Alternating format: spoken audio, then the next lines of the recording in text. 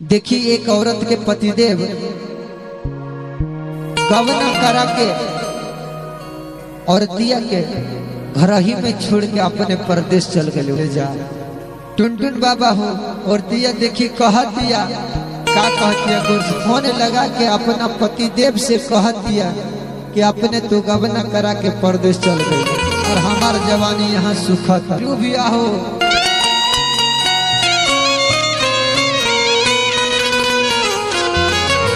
और दिया बड़ा वियोग में कह दिया।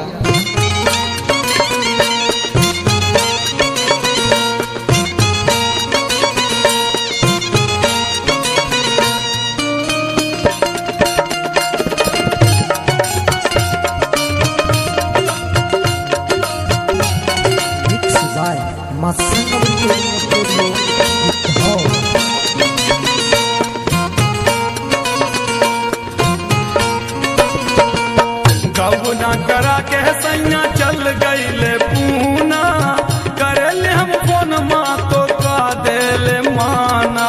बाबा क्या बात गवना करा के सैया चल गईले पूना करेले हम फोन माँ तो का देले माना।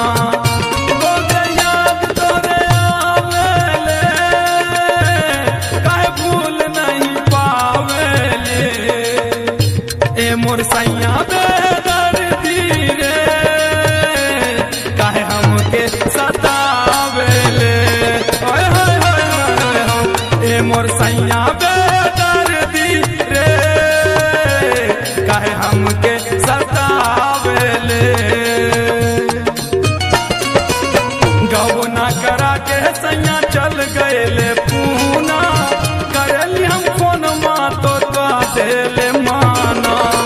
गवना करा के सैया चल गएले पूना करेली हम फोन माँ तो का देले माना। बहुत याद तोरे आवेले काहे भूल नहीं पावेले ए मोर सैया बेदर्दी रे काहे हमके सतावेले। ओए होए होए होए होए होए ए मोर सैया बेदर्दी रे